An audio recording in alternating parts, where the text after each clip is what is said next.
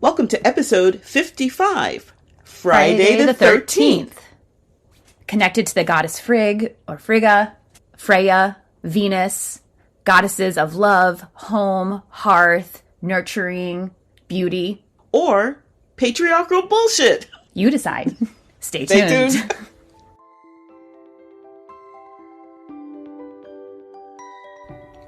Welcome to the Witchy Wit podcast, where we look at life through a witchy lens. I'm Kimberlyn. I'm Leilani. At Witchy Wit, we explore current events, Ideas, music and books, and experiences in ways that recognize energy and life in every body and everything. We are both real witches. And we bring two real perspectives through the lens of our different ages, races, and backgrounds. With a healthy skepticism for what we have been told is true, our conversations are raw, candid, and vulnerable. Join us as we cast a spell to uncover what we each know is true in our intuitive, witchy selves. Welcome to episode 55, Friday the 13th. Ooh. Or yay! Oh, yay! Yay! Or okay. Ooh, depending on... Or both. Or both. Okay, you do one, I'll do the other. Okay. Woo! Yay! There, okay. Excellent. Well, yeah, so here we are. We're going to deconstruct or reconstruct. I think, Yeah, Friday the 13th. But before we do that, why don't we kind of catch up on some of the things that have been happening since our last episode? That sounds awesome. Mm-hmm. Would you like to go first? Sure. I'll go first. So the week before Christmas, actually the week before Christmas, I spent a fabulous week. I was in Sedona for the first time in my life. I've never been. I've heard wonderful things about it over the years, and I've wanted to go, and I've never been. And I think, excuse me, I originally started inviting a couple of friends who I normally travel with me, and neither one of them, either they didn't want to go or they couldn't go or whatever. And then I thought, this is really going to be an opportunity for me to relax, because my grades will be in, and it'll be, I will be there right before Christmas and the whole bit. And so I decided, okay, I'll just go by myself. And I drove, and I think you may know that I really like to drive. I do know that. And I think that that's such an interesting fact about you. Because just so people know, you drive far. Yeah. You've driven to California. Yes, I have, and I will again. Driving for me is very meditative, and I often need time by myself. It's so funny, even when I live by myself. I guess because when I'm here at home, I think I'll talk about Sedona next time, because I need to talk about me right now. But even when I'm home, I have things that remind me of all the things that need to get done. So I'm still scattered. Whereas in the car, I only have to do one thing, which is drive. And I can also listen to music or listen to a book or an audiobook or something. But it's just really me focused for once in my life on just one task for the most part. So I drove to Sedona. So I'm going to stop here because Sedona in itself is a huge check-in, and I want to talk about that, and I'll talk about that next time. Okay. What about you? You were traveling too. I traveled to Dallas with my partner. We go to this big rave every year, and it was really, it's always wonderful, and it was just wonderful this year. One of my favorite musical artists, his name is Porter Robinson. He was there. But what I wanted to check in about was, so it just is a coincidence the way that it lined up. But it was like a really happy, uplifting artist, and then like a really heavy, dark artist. And then my favorite artist, which is Porter, so he's really high and uplifting, and then another heavy, darker artist. So it was really funny as an energy witch, I'm there and watching the energy change. And I'm watching the crowds of people coming and leaving for each one, so people dress different and look different. You could tell by a lot of times you could tell by the way they present themselves what their into, so that was fun to watch. It was like watching waves in an ocean, like bring in and then take away and bring in. But one of the things that I really liked was I'm in the crowd and I'm watching the visuals for the artist before my favorite artist, who I really like. I like this other artist as well. His name is Sudden Death, spelled with a V, SVDDEN Death. But so I'm like watching it, and there's like, it's like super dark. The music is heavy. The colors are dark. There's like blood and bones on the screen, and I'm like in the audience, and I'm like, ooh, I like those bones. Ooh, and so I'm like covered. I think on this day I was wearing like white iridescent. Oh my God. My partner and I were dressed in like white iridescent, and I have like glitter all over my face and like glitter in my hair. I look like a very like fluffy bunny, and I'm like, ooh, look at those bones. ooh. And then like at one point in time that they went into the visuals were like they go into this crypt, and there's like and I turned to my partner and I'm like, those are astrological symbols all around the crypt door. I'm like, ooh,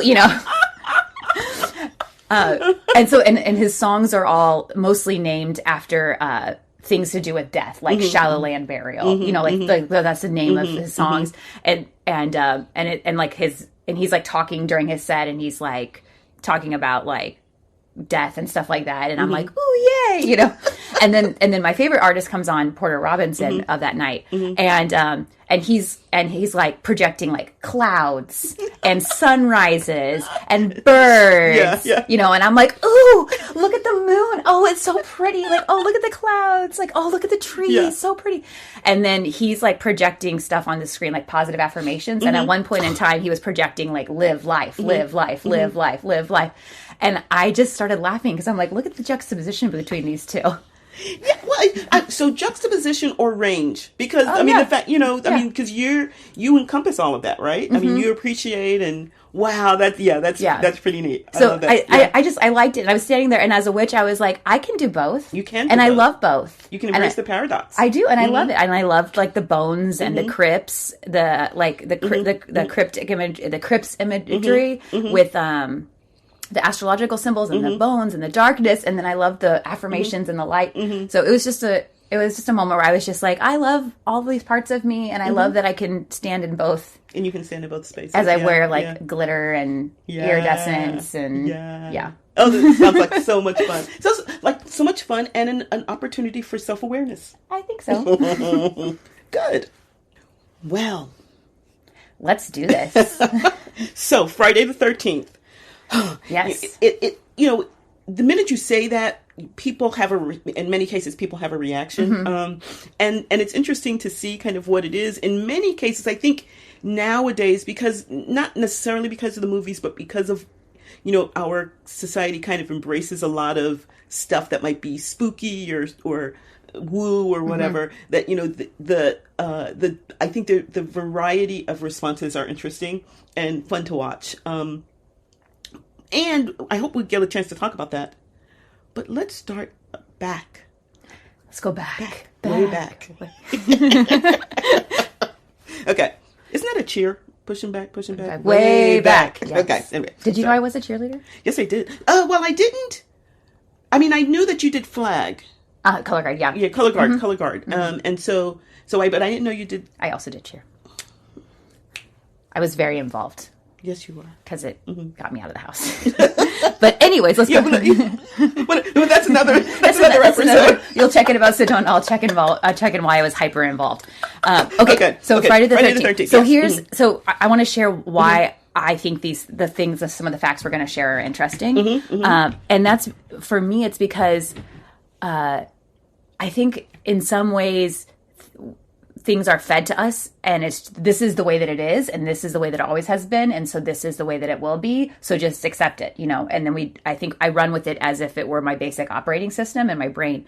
But then when we find out facts like what we're about to share, it's like, oh, this is why it is the way that it is, and possibly because there's agendas behind it or not. But I just find it interesting. Oh, yeah, totally. Also, I just love data. Yeah.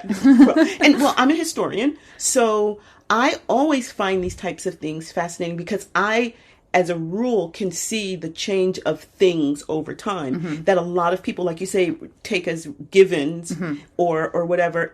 But most of the things that I chart, no one cares about. So I don't get an opportunity to share. I mean, I could share it, but I'd be one of those people at the party that everyone's trying to avoid. Yeah, like, you know? there she goes again. I know. She's going to be talking Wow. about, you know. I'm just going to go refill out my cup and I'll see you soon. I'm never coming back. Look at the time. Look at the time. Look at the time. How about those Spurs? Yeah. So this is something where I know a little bit about, and we learned a little bit more about over the course of preparing for this episode. And I think people would want to hear it. So, and if not, you can always turn off your whatever device you are listening to this episode on. So, okay. All right. So why don't you start us off with some fun facts? Fun facts about Friday the 13th. Mm-hmm. There can be no more than 3 Friday the 13th in a single calendar year. Yeah. And one of the things that I thought was interesting about that is just the way that means that the calendar, because of the way that the calendar is, our calendar is. But what I really thought was interesting about that is that this idea of like bad things come in threes. Mm-hmm. Ooh, and yes. so like there can be up to 3 Friday the 13th. I thought that was interesting. Yeah. And we'll come back to the calendar in a bit. Well, actually, we're going to talk about the calendar right now, apparently. So one of the things that I find so fascinating in all of this discussion as we're talking about Friday the 13th is how so much of this is based on a relatively arbitrary organization of time that we all buy into. Preach. So the idea of a calendar where on any given day you're at a certain point, like the 13th or the 21st or the 28th of that month, and then what that means, and then the fact that February only has 28 days, and why, and all of these things, and how to do like what month ends on the 30th and the 31st. How do you do it? I say I do the rhyme. 30 days has September. Yeah, but I know some people do do the this, fingery thing, the knuckle. knuckles. Yeah, I've never learned that, but and someone else does it by, I think it's like, no, it's not how many numbers are in the name or whatever. But there's like 3. I think there's 3 main methods. Okay. Yeah, and that's to make sure that you're aware of this kind of it's not arbitrary. There's a scientific reason for it. But when you think about how we buy into something that is really just a superficial organization, it has nothing to do with the seasons, very little to do with anything, right? So I mean, and especially nothing to do with the moon cycles, and which we'll come back to. But anyway, so when you talk about the 3 times in a year, etc., even with that data, when you think about what's the underpinning of this data, so some Gregorians or Julians or whatever, I can never remember who's which, but yeah, they just decide, okay, let's organize this stuff. And I was going to ask for more data. More data. Okay. On the average, Friday the 13th can occur every 212.35 days. 30 days. Yeah. So that's about every 7 months. That's okay. That can, on average. That's on average. Gotcha. So it can be longer, or it can be so it can be 14 months apart. And specifically, like if it's July to September of the following year. Gotcha. But that's only if the new year starts on a Tuesday, or it could be August to October if the new year also has a leap year in it. So there's a bunch of variables, but it can be that long. It can also be much shorter than that. Obviously, if we're going to have 3 in a year, right? Okay, good. What other fun facts do you have? Let's see. So there can either be February, March, or November in a common year starting on Thursday. That happened in 2015, or January, April, and July can have Friday the 13th in a leap year starting on a Sunday. So I thought it was interesting as we were like uncovering all of this, that it's like, oh yeah, like there's these forces at play that are beyond, I like the word used, superficial, beyond this like superficial calendar that we have laid over our concept of time. Right. Yeah. So, okay. So having said that, what does this all mean? Like, okay, why do we care about Friday the 13th? Do you know? I know because we did some research for this episode. I was kind of feeding an opportunity for you to say, funny you should ask. Maybe we should make a podcast episode about that. Well, so let's talk about this. So right now, I would say most people kind of glom onto the fact that Friday the 13th is considered unlucky, right? And so there's a number of reasons why. One is like the Christian kind of take on it is that at the Last Supper, there were the 12 disciples. Well, there were 11 originally at the table. There were 11 disciples and Jesus. And was Mary Magdalene considered one of them? I can't remember. And then I think they don't count Mary Magdalene. I don't think they count her. Yeah, because I guess she's bringing in the food or something. Ugh. Anyway, let's leave that alone. Anyways. And then Judas comes after having sold Christ out. And so he makes the 13th person. And since it was Judas who was a traitor, that makes him the unlucky person, right? And his presence there just made, I mean, shit went down, right? we had all of the Good Friday stuff, and like this is like a trailer for. This is like an honest trailer for the Bible. Shit went down. Yes, indeed. Yeah. And let's go to the next chapter. Oh, some more shit went down. Shit goes down. Yeah. So that's that's the Christian understanding of it. But there are others. You want to care to share? Yeah. So I thought it was interesting the Norse associations with it. With Loki, it was the 13th guest in this North myth. He was uninvited, so if you want to call him a guest or not, but he was not invited. But he showed up to this dinner party in Valhalla, and he had arranged for someone to be killed with a mistletoe arrow. So like, there's that imagery again of like the unlucky 13th guest. Ooh, I don't think we talked about this one before, but there's another one, the 13th fairy that hadn't been 13th godmother who hadn't been invited to Snow White or Sleeping Beauty's party. Quinceañera, I don't know, whatever it was. She was young. It could have been a quince. Yeah, you're right. So she wasn't invited. Like, I guess there were a bunch of fairies, and 12 of them were invited to be godmothers, and the 13th, who is Maleficent, was not. Oh, I didn't know that. And so she came anyway. She like Loki. She crashed the party and she cursed everyone. Cursed Sleeping Beauty to the fatal play. I think it was her name day. It was her name day because she was a baby. Oh, and so they kept trying to keep a spindle away from her for most of her life. That's what it was. Wow. Yeah. So a little bit of mythology in Disney. There, right? Yeah. Or Brothers Grimm. Brothers Grimm. Was it Grimm? I don't know, but it sounds like it. So. There we go. And then there's other associations. One is, so there's the Friday part of it. And so, there's Friday and then there's 13th, right? And so the association was pretty innocuous. Friday was always dedicated to a goddess. In Norse mythology, it would have been Frigga. Which is, Friday, Frigg's Day, right? And I'm trying to think in... Frigga or Frigg, and then her connection to Freya. But I do think that that's really interesting because one of the words that means fear of Friday the 13th is actually... Okay, I don't know how to say this. Okay. But it's Frigga triskaidekaphobia. I just love that... Frigga's name is like in there in the name, yeah. And I think like maybe people who aren't familiar with goddesses would read that and not notice. But the first thing I was like, she's Frigga. right there. Yeah, exactly. Like, yes. So I just think it's so cool, and that's Fear Friday the 13th. So because Friday, that's Frigg's Day, and then but it's also it carries through into a couple of other Romance languages, and I can't remember. Venerdì. So in Italian and probably Spanish as well. That's Venus's day.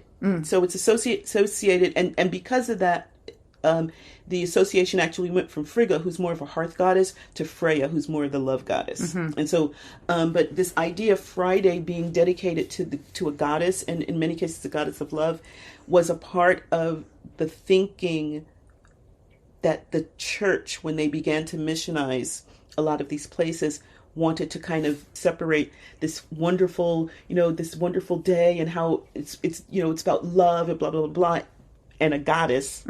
They wanted to separate it. So they kind of started to demonize it. So Fridays.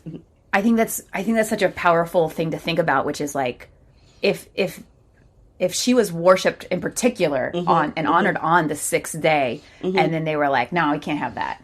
So let's demonize that, literally demonize it, you know, and make this day that was about love and God's worship into something horrible and unlucky. Yeah, yeah. So it wasn't. So what's so funny about it was that it just lost its association with love. It got combined with the 13th, and that's when it became. You can't see it, but I'm doing a cross sign, like no, away, move away, you know, that kind of stuff. So yeah. So I'm trying to think. We're talking about a number of the different associations with 13th and why it might be considered unlucky. And what are some of the ways that we find that plays out today? So I remember. Like on a plane, there's no 13th row. You go from the row 12 to row 14.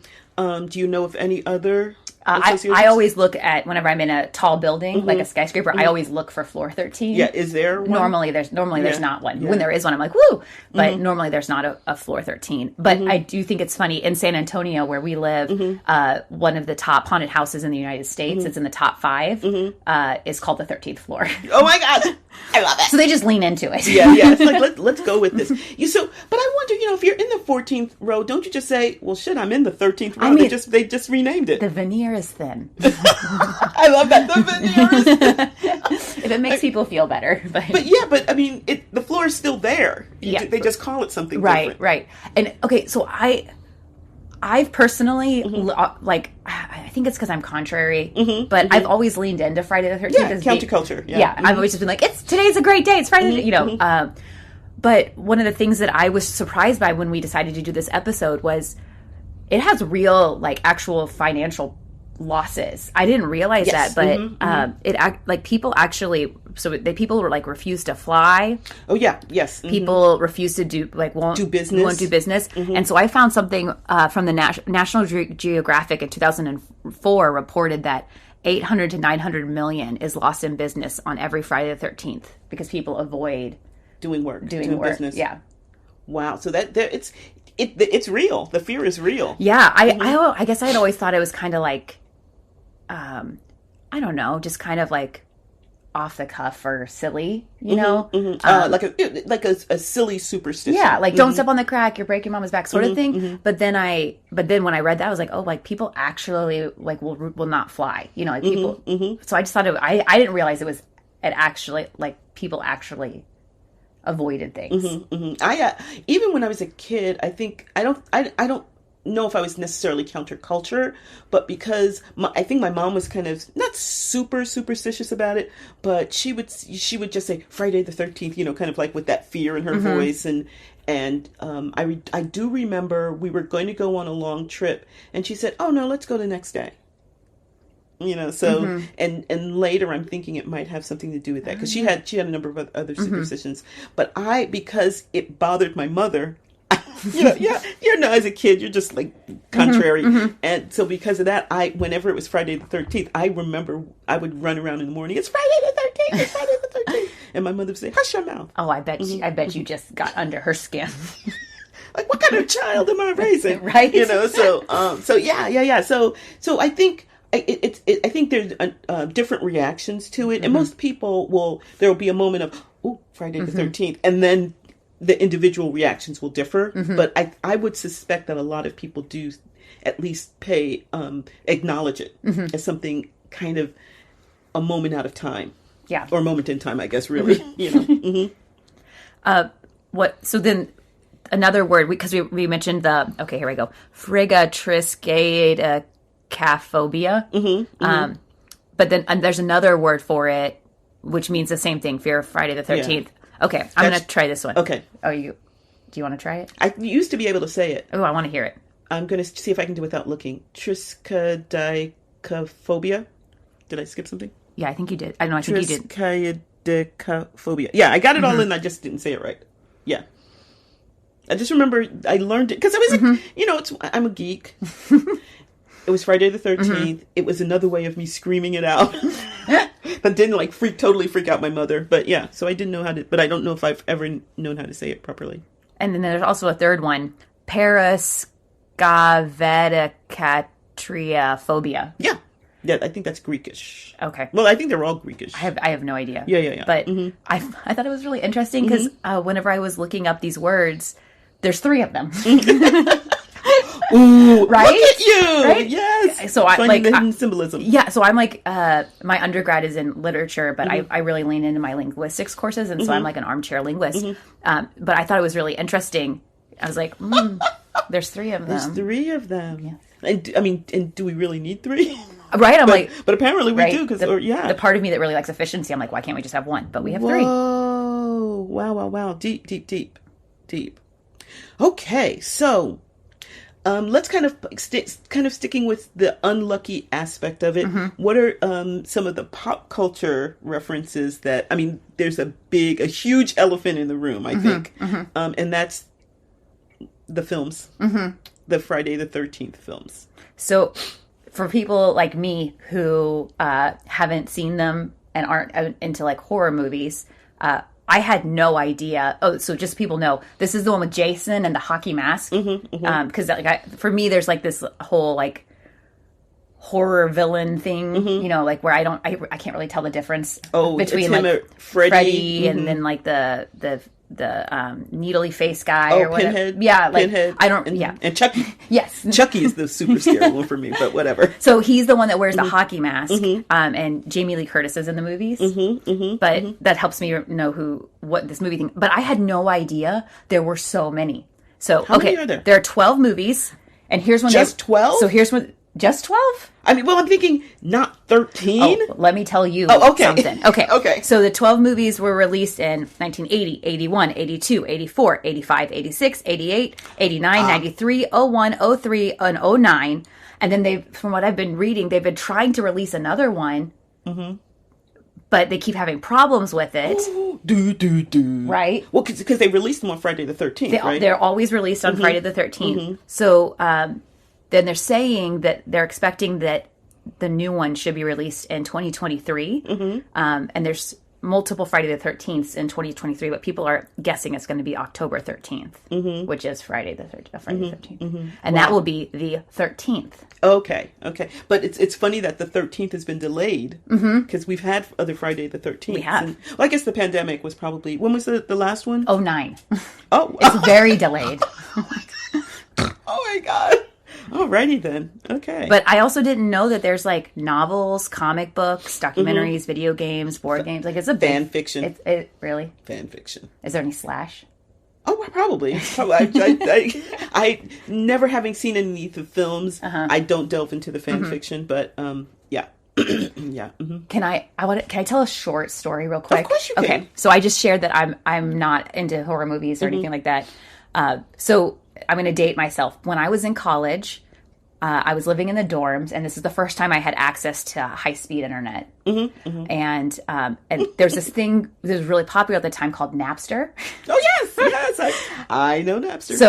So all of a sudden I have access to high-speed internet for the first time in my life, and I found out about Napster. So I download all this music for free, which was like the thing with Napster. And I would be sitting and I lived in like a dorm that was like a shotgun hallway with like little rooms off to the side, and all the rooms just had a sink and beds and closets, and we had like a long hallway with, I don't even know, 20, 30, 40, 50 rooms, and then one communal shower. So we would, the culture was you would leave your door open. So I would be sitting at my little desk in my little room, and I would be listening to music while I studied. And there was one song that I really liked. And I liked it because I like music in minor key, and it had like some piano in it, and I thought it was like really pretty. And so I would be listening to it, and it was like din din din din din din din din din din din din din din din. And so I would just be listening to this music, and I was like, "This is so pretty." And I would be listening to it, and I remember people would walk by and like look in my room at me and give me this weird, and I'd be like, "Hi." I'm like happy, bubbly me, what's going on? Just studying. Ding, ding, ding, ding, ding, ding, ding, ding, ding. And then I later found out that was the theme for Friday the 13th movies.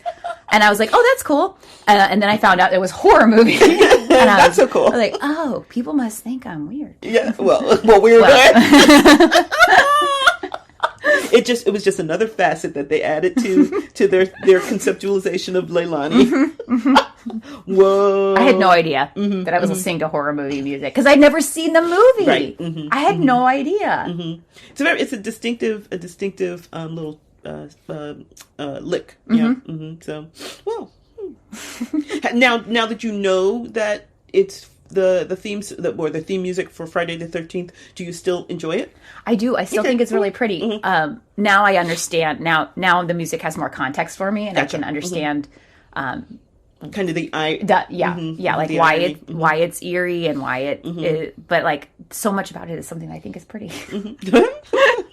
Yes. So Friday the 13th, a franchise. So it's the Friday the 13th part. I don't think is really an integral part of the underlying theme of the piece. It's really a horror thing, and the thing about horror is that it's supposed to be, you can't protect against it. It's out of the ordinary. It's unknowable. You know, it's what's the word I'm looking for? It's irrational. It's irrational. So I don't think, you know, a lot of the thinking that we're talking about going into Friday the 13th went into any of these films, right? But it capitalized on this kind of cultural ethos about Friday the 13th and pulled that into the kind of irrationality of the film, and, you know, just to add another layer to that. And, you know, the basic idea being, you can do everything you want, but if it's your time to go, it's your time. I mean, Freddy's coming. Oh, no, not Freddy. Jason, whatever. Yeah, I know. You and I we're like I'm sure people are listening who are like horror movie buffs, and they're like, it's like nails on a chalkboard to them. They're like, what? And they're saying, okay, and they apparently, what they're thinking is, those two witches, they have no idea what the underlying tropes and symbolism of this film, of these films are. Sorry, everybody. The historian witch and the armchair linguist witch were like, let's talk about something we know history and absolutely words nothing. and goddess stuff. And they're like, ah! So anyway, but yeah, so that's a major aspect of it. I'm trying to think if there's anything else besides the business aspect. Do we? I did think it was interesting. Like in other countries, there's different numbers. There's like Friday the 17th in Italy is like considered unlucky. But like not the Friday the 13th movie, but a different movie was released. And then it was Friday the 13th, and they changed it to Friday the 17th for Italy. And I just thought that was interesting, and it shows how self-centered I can be in my understanding of the world. Whenever just like thinking that different cultures have different things. So like just because it's one way for our culture doesn't mean it's that way for the world. Though, kind of the hegemony of the United States and how it's spreading, particularly because of Hollywood, because of our entertainment, how we're just kind of spreading our cultural norms and cultural ideas. So that Friday the 13th is starting to become a thing in other places where it hadn't been before. Yeah. I thought it was interesting. So XVII is the Roman numeral for 17. And so from what I was reading, you can rearrange those Roman numerals to make VIXI, which translates to I had lived, which implies death because it's past tense. I had lived. And so that's why they consider 17 to be unlucky. What? Yeah. Wow. I'm impressed that you knew that. I like words. Wow. So, wow. Okay, I'll just stop saying wow now, but I just think stuff like that's really cool. Whoa. Okay, but at least there's a linguistic, reason for that. Yeah. Yeah. Okay. So, having said that, there, okay. So in Spanish-speaking countries, Tuesday the 13th is considered unlucky, and I think Tuesday because the idea of things happen in threes, and Tuesday is the third day of the week, and there's something else about the numbers, and I can't remember. There's something else. I can't remember. It's like when 13th is 4 and it divides to this or something like that. There's something else there. Okay. But then the association with Tuesday with with Mars, the god of war. Do you know how to say that? The Greek name for Tuesday is Triti. Okay. Triti. Cool. I wondered what it, again, I like words. I just wondered what it sounded like. Yeah. And that means third day of the week. Yes. Yeah. So I mean, there's a number of different thoughts about this. But what I'd like to do is talk about the ways in which, for us as witchy women, we've mentioned some of the reasons why, just some of the reasons why this idea of 13 is not anathema to us, but there are ways in which it's actually positive, and it's funny how again they've been kind of covered over by our culture, and one is the fact that there's 13. So in the lunar calendar there are 13 months, because the cycle of the moon around the earth, which also, it's amazing. So the moon's rotation actually is reflected by its rotation around the earth. So that's why we always see the same face of the moon, the same side of the moon, et cetera, et cetera. And that's a lunar cycle is 13 months of 29 days, right? Yeah. So why don't we do that? Why don't we follow that? Well, I sure don't know, but what I do know is that people are really interested in us not following that. Yes. I wonder why. So again, this is a cycle that's intrinsically tied up in women, intrinsically tied up in a female body, which again is very scary to a lot of male hierarchical societies and male bureaucracies and structures. Or as you put on our outline, patriarchal bullshit. Yes. Patriarchal. So one of the ways in which, as the patriarchy, and in many cases it's associated with monadal society. So societies that are based on one god. I don't know what the association why this is, but as they became because the god was usually male. There we go. But as these religions began to spread, they began to displace what I would consider a more natural way of organizing the year, which is basically by moons. Okay, and moons, tides, female bodies, it's all there. So why create something new? Well, you want to create something new when you want to supplant the female-based organization of time, right? And so in many cases, we come up with these bizarre calendars where there's only 12 months in the year. And to be fair, it's based on more the solar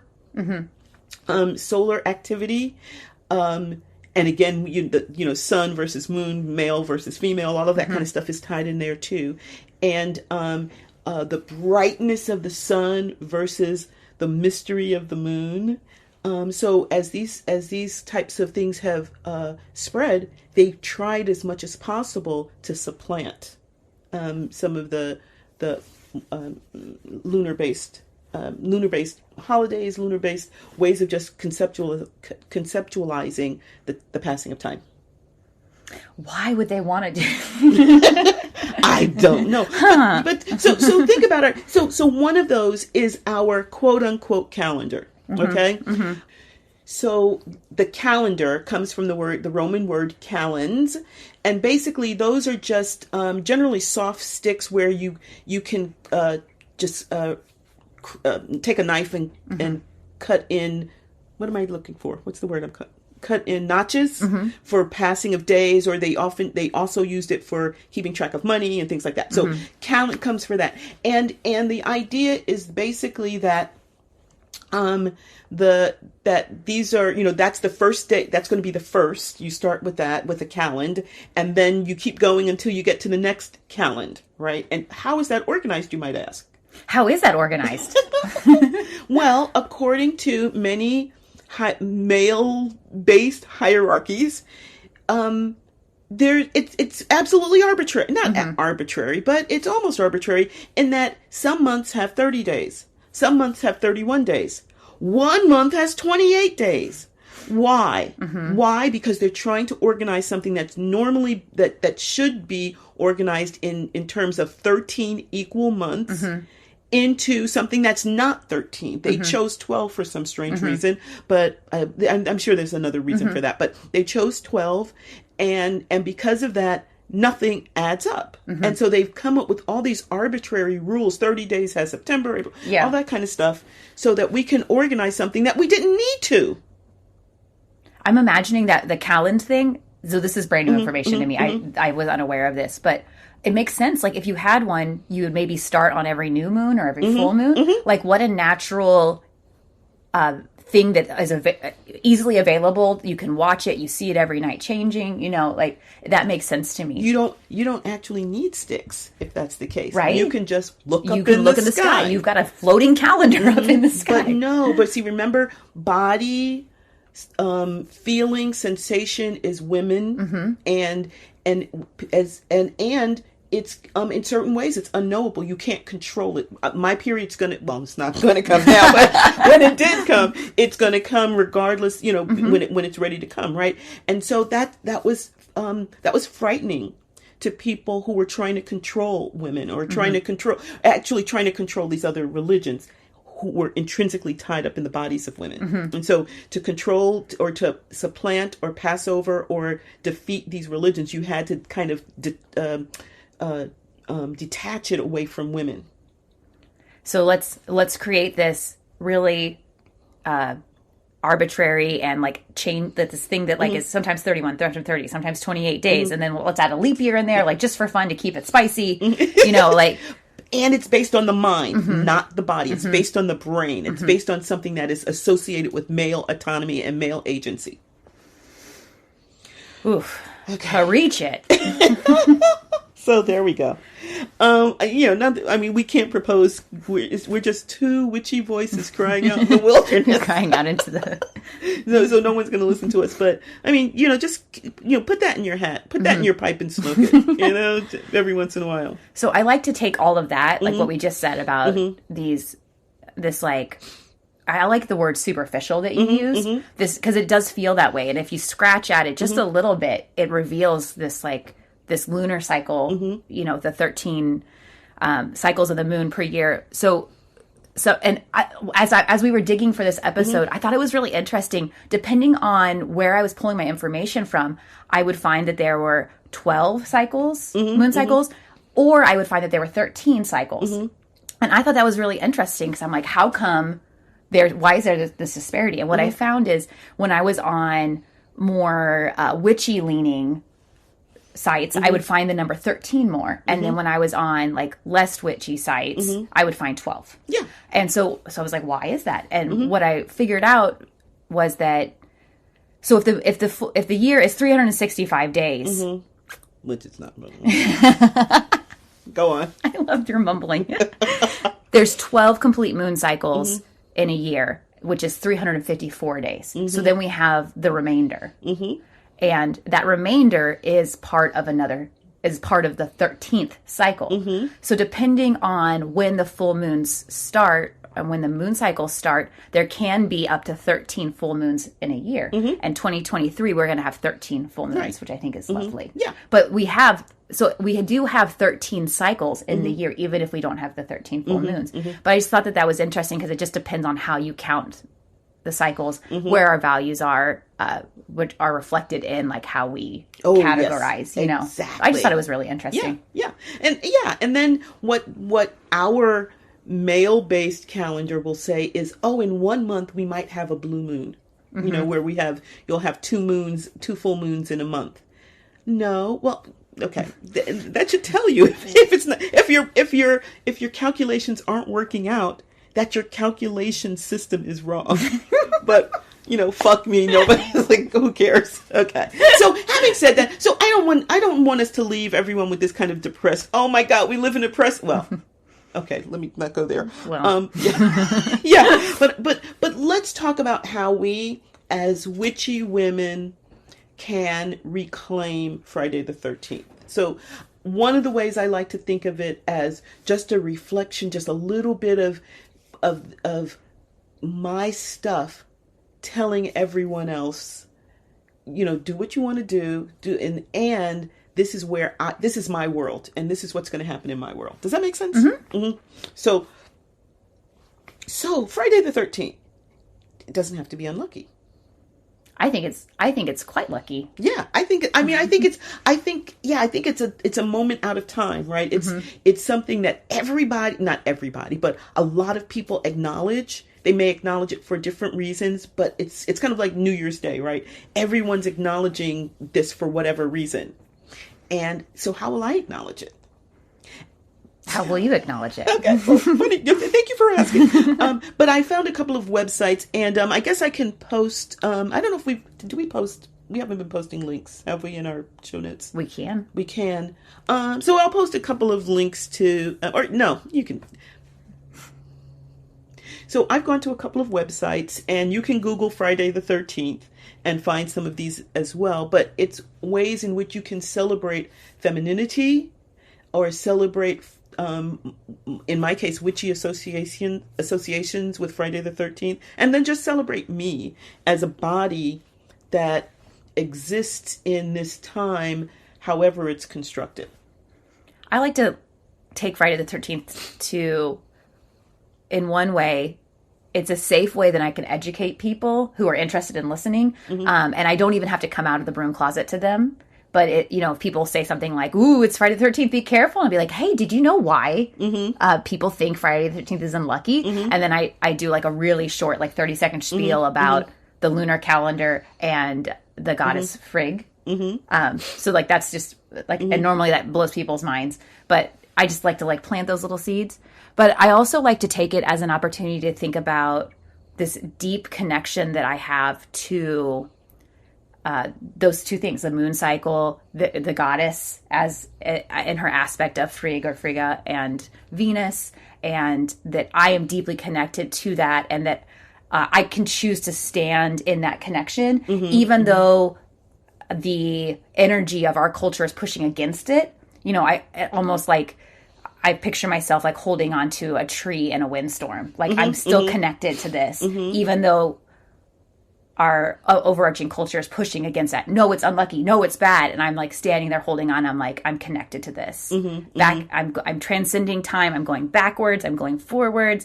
And I can like honor these things. Ooh. And the image I had when you were saying that is, yeah, you're in a windstorm, but the area around you is still. Like the wind is kind of rushing past on various sides, but you're holding fast, and you may be drawing on the strength of the archetype or whatever, and where you are is like, this is a moment, this can be a moment of rest, right? So having said that, let's look. So a couple of the websites I talk about discuss Friday the 13th as this divinely feminine moment, and so I would encourage you to consider taking that day that has this cultural association, and then maybe consider developing your own personal association.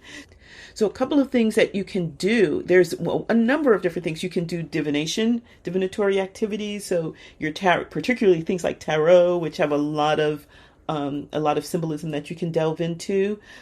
Like, and a lot of them I see as being rooted to practices that are around Frigg and Frigga, and Venus and Freya. So things like self-love, loving yourself, loving your loved ones, like family or chosen family, like hearth and home, loving on, caring for your hearth and your home. Self-care as well. Yeah. And that's embracing the Friday aspect, the Venus, the Frigga, the Freya. Yeah. So those are wonderful things, sitting in silence or taking a bath, or, maybe just lotioning your body or something like that. And you don't have to like devote the whole day if you don't want to, but though if you can, that would be fabulous. Yeah. But yeah, and maybe doing some meditation, some journaling, thinking about yourself as a member of this culture. And what does that mean to you? Where are you in terms of like cultural associations with things like Friday the 13th, but other things that might be important to you?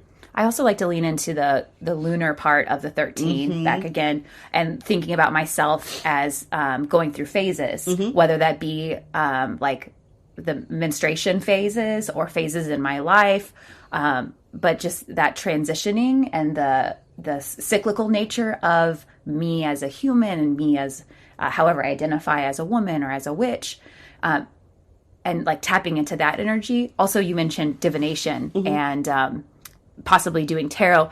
And I'd like to point out the death card is the 13th card in the major arcana. And for anybody, I think for lots of people who read tarot, we know, I'll speak for myself, that the common knowledge around the death card is people looking in from the outside. It's like, oh, it's death, it's bad. Really, it's about change, transformation, an ending, which also means a beginning, a transformation. When we transform, one thing turns into another. That's why there's the skeleton as well as a baby, on the card. A closing equals an opening, you know? Yes. So, which is the same thing that happens with the moon, the cycles of the moon. You know, there's a new moon and then there's a full moon. There's an ending and a beginning. There's darkness and there's light. And there is a gradual change that you can see. So often so many things happen physically. You know, for me, I'll give an example. I'll say, oh my gosh, I have this pain in my knee. Where did that happen? Probably I didn't just wake up one morning with the pain in my knee. Probably over the course of a couple of days, it got worse and worse and worse until I really, really felt it. But one of the things in terms of being intentional and recognizing, being really, really self-aware and being aware of oneself and the world around them. With the moon, you can actually every night see a little bit of a difference. And that type of, just doing that for a couple of months, just looking at the moon every night, just, hey, moon, or whatever. I'm not, you don't have to do any rituals, but becoming aware of that, I think is a wonderful way to maybe bring that type of awareness and type of focus on oneself. And you can kind of feel and recognize and celebrate changes in oneself. I love that. And that's very like the goddesses we've been talking about. That's energy that I see with them. Totally. Yeah. So, whatever you might take away from this episode, I would encourage you to, first of all, think about what you think about Friday the 13th and why, and maybe use that opportunity for a little bit of self-reflection, and an opportunity to play with these ideas and think about, well, what does this mean for me? Like, why do I think this? Why should I care? So if nothing else, just kind of like, take a moment and step outside of the what you're being told. I think it's a really awesome way to use the word that you used earlier, reclaim, reclaim parts of myself, reclaim parts of goddess culture. And in doing so, I strengthen my ties to the past. I can have a more robust understanding of myself, our overarching culture, but also these ties to this really beautiful, really powerful lineage. And I can really just reclaim that. Yeah. What this reminds me of is in our intro, I think we say something like with a healthy skepticism for what we've been told is true. And I think that healthy skepticism means that, okay, so I am going to take responsibility for what I know. And this is what I'm told. Is this true or is this not true? And then once I make that decision, what is my truth? And so, kind of co-creating with the world, your truth, I think is an important, can be an important aspect of some of this work. I love considering it in that way and having that curiosity for why am I being told this? And then I think about, yes. And then I think about all of these subtle and not so subtle, micro and not so microaggressions towards feminism or femininity or goddess worship, or even just like females existing and being allowed to cycle in the way that is natural. We can't even, people got pissed about showing like a menstrual product in a children's movie this past year, like if we can't even show, I don't even remember if it was a tampon or a pad that was wrapped up, and it was just handed to this character in this really? Disney Pixar movie. Okay. And people were just like, rah! Like, stop like it. that's natural. inappropriate. This is a children's movie. Like, they didn't show her putting it in. Like, they just the mom handed it to the daughter. But in a world where that is even oppressed, standing in and questioning and saying, well, why? Why is this? Why do we have this pushback against Friday the 13th? Mm-hmm. For me, that's a way I can take responsibility for what I know. And let's take it out with a little bit more of Friday the 13th, the movie.